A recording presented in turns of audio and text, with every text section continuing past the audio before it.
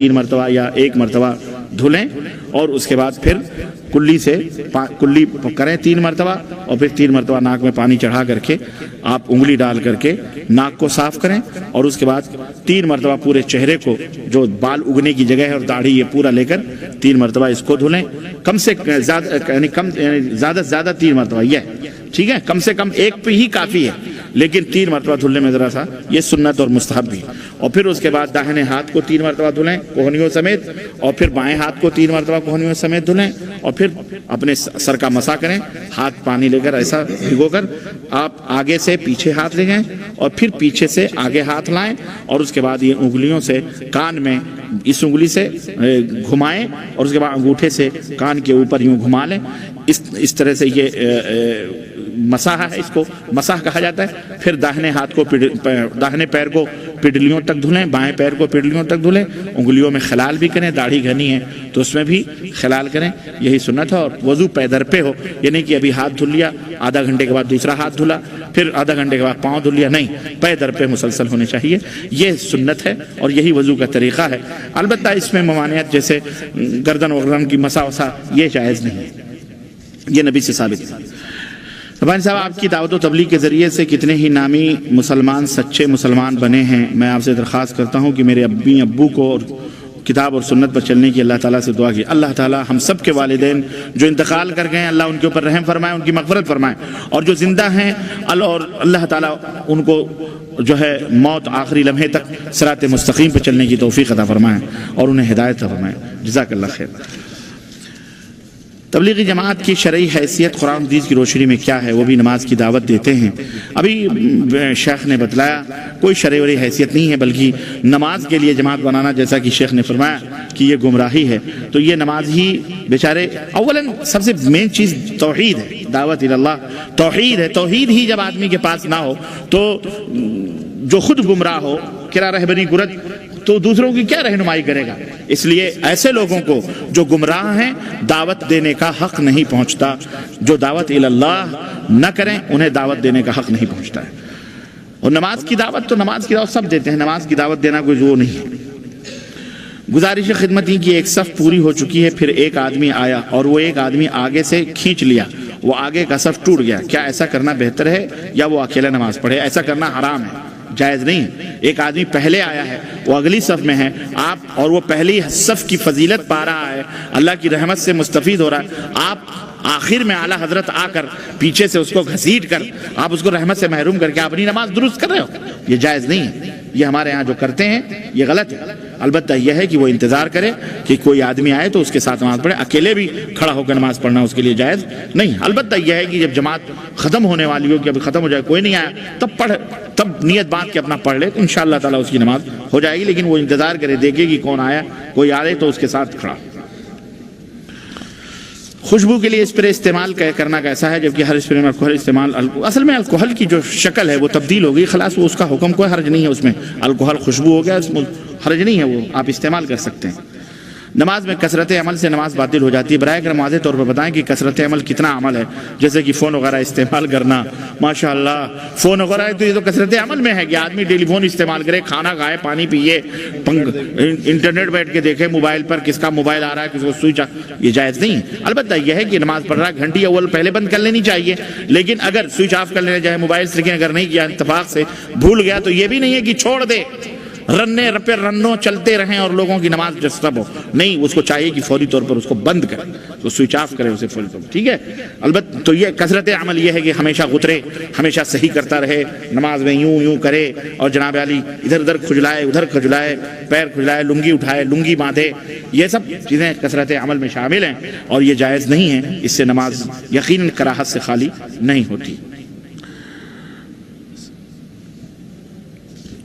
ایک بھائی نے سوال کیا ہے کہ السلام علیکم فرمایا کہ آپ نے فرمایا کہ سورہ فاتحہ کے بغیر یہ اصل میں کل کا سوال ہے آپ نے فرمایا کہ سورہ فاتحہ کے بغیر نماز نہیں ہوتی اور بعض جاہلیات کے لوگ کہتے ہیں کہ سورہ فاتحہ کے بغیر نماز ہو جاتی ہے پڑھنے کی ضرورت نہیں ہے وہ جاہل ہے وہ جو ایسی بات کرے وہ قرآن و سنت سے جاہل ہے سورہ فاتحہ کے بغیر نماز نہیں ہوتی، یہ اللہ کے نبی کا حکم ہے۔ لا صلاۃ لمن لم یقرأ بفاتحۃ الکتاب، اللہ کے نبی نے فرمایا اس کی نماز ہی نہیں ہوتی جو سورہ فاتحہ نہ پڑھے۔ تو جالیات میں رہنے کا اس کو حق نہیں ہے جو ایسی اس قسم کی دعوت دیتا ہے، اگر وہ داعی ہے تو اس کو چاہیے کہ وہ بچے اس سے۔ السلام علیکم، بھارت میں جو مولانا بتاتے ہیں اب آپ ہی کے نیچے نابھی کے نیچے نیت باندھتے ہیں، کیا وہ غلط ہے؟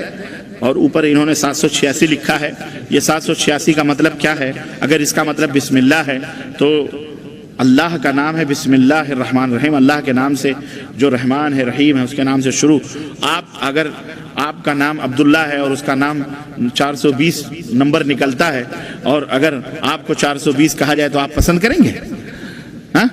تو اللہ کے لیے اگر آپ کہہ رہے ہو بسم اللہ ہے تو نہیں استعمال کرنا چاہیے، یہ حرام ہے، یہ قرآن کی تحریف ہے۔ یہی یہود و نصارہ نے تو صرف معنی مفہوم تبدیل ہو کیے تھے، انہوں نے تو لفظ کے لفظ گنتیوں میں بدل دی، یہ حرام ہے، تفصیل کا موقع نہیں، ورنہ اس کی تفصیلات بہت ہیں، یہ ایسا نہیں لکھنا چاہیے، بسم اللہ لکھو کم از کم۔ اور جہاں تک فرمایا انہوں نے کہ ناف کے نیچے باندھتے ہیں، اگر حق بات بولتے ہیں تو کوئی حرج نہیں ہے اس میں، وہ ناف کے نیچے باندھیں فلانی جگہ باندھیں، وہ بات کی بات ہے، لیکن توحید کی سنت کی بات ہونی چاہیے، ٹھیک ہے، ایمان اور عقیدے کی بات ہونی چاہیے۔ داڑھی رکھنا فرض ہے یا سنت ہے؟ داڑھی رکھنا فرض ہے، کیونکہ اللہ کے رسول صلی اللہ علیہ وسلم کی خدمت میں کچھ لوگ آئے تو ان کی داڑھیاں مڑی ہوئی، مونچھیں بڑی بڑی، تو آپ نے فرمایا کہ یہ کون لوگ ہیں؟ تو ترجمان جو تھا بیچ میں انہوں نے کہا کہ ہم قیصر روم کے دربار سے آئے ہیں اور ہمارے روم نے ان کو بادشاہ کو رب سمجھتے تھے، وہ ہمارے رب نے ہمیں داڑھی موڑنے اور مونچھوں کے بڑھانے کا حکم دیا ہے۔ تو آپ صلی اللہ علیہ وسلم نے اپنی داڑھی مبارک پہ ہاتھ پھیرا اور فرمایا الحمدللہ ہمارے رب نے ہمیں داڑھی رکھنے کا حکم دیا ہے۔ تو داڑھی رکھنا صرف نبی ہی کی سنت ہے، اللہ کا حکم بھی اس حدیث سے پتہ چلتا ہے، تو اس لیے داڑھی فرض ہے، یہ سنت سمجھ کر اس کو کینچی یا اس کو جو ہے کیا کہتے ہیں استرے مت مارو، حرام ہے یہ، اور استرے مار کر اسے گٹر میں پھینک دے تو حرام ہے،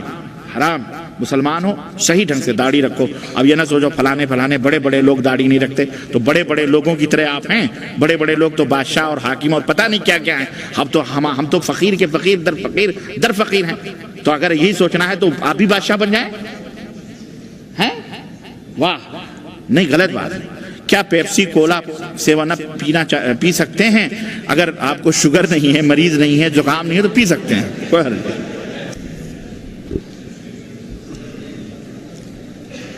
جو بندہ ساری زندگی ایک نیکر میں رہا ہو 10 منٹ ہے جلدی اور ایک نماز نہ پڑھی ہو، کیا ولی اللہ ہو سکتا ہے؟ مثلا بلے شاہ، کاواں والی سرکار، بابا پیر شاہ۔ جو بندہ ساری عمر ایک نیکر میں رہا، کچھے میں رہا اور اس نے نماز بھی نہیں پڑھی، وہ ولی ہے، لیکن اللہ کا نہیں، شیطان کا۔ وہ ولی ضرور ہے لیکن شیطان کا ولی ہے، جس کے بارے میں ہمارے ہاں کہا جاتا ہے، انڈیا پاکستان کی سڑکوں پہ چلتے ہیں نا سب کچھ اتار کے، تو کہتے ہیں انہوں نے کچھ نہیں کہنا ہے، پہنچی ہیں سرکاراں نے، واقعی پہنچے میں ایک دھکے کی ضرورت ہے، پہنچ جائیں گے۔ دوسری بات بڑی عجیب ہے، یہاں ایک سوال اس کا بھی آیا ہے کہ ٹوپی، آج کل اپنے آپ کو حدیث کہنے والے بغیر ٹوپی کے نماز میں کھڑے ہوتے ہیں، کیا ٹوپی نماز کی زینت نہیں ہے؟ اب اندازہ کرو کتنی عقل ان کی، جی کتنی عقل ان کی ماری ہوئی ہے۔ اگر کوئی سر ننگا کر کے نماز پڑھے تو کہتے ہیں بہت گستاخ ہے، اس کا سر ننگا ہے، توہین کر رہا ہے، اور جو سب کچھ ننگا کر کھڑا ہو جائے کہتے ہیں پہنچی ہیں سرکاراں نے۔ جس نے صرف منڈی اپنی ٹنڈ ننگی کی وہ گستاخ، اور جس نے ہر چیز ننگی کر دی کھائیے پہنچی ہوئی سرکار، یہ بڑا اولیاء اللہ میں سے ہے۔ تو یہ شیطان کے ولی تھے، یہ اللہ کے ولی نہیں تھے۔ اللہ کے ولی کا لباس رسول اللہ صلی اللہ علیہ وسلم نے بیان فرمایا، وہ اپنا سطر ڈھانپ کے رکھتے تھے، ان کا دل مسجدوں سے لگا رہتا تھا۔ میرے ماموں دیوبندی علماء میں سے ہیں، وہ کہتے ہیں نبی کے وسیلے سے دعا کرنی چاہیے، قبول ہوتی ہے، کیا یہ صحیح ہے؟ صحیح بخاری کے اندر حدیث میں آتا ہے، عمر بن خطاب رضی اللہ عنہ کے دور کے اندر، عمر بن خطاب رضی اللہ عنہ کے دور کے اندر قحط ہوا، تو وہ نبی کے چچا کو لے کر آئے، کہا اللہ جب تک نبی زندہ رہے وہ ہمارے لیے دعا کرتے تھے، اب وہ فوت ہو گئے، آپ کے پاس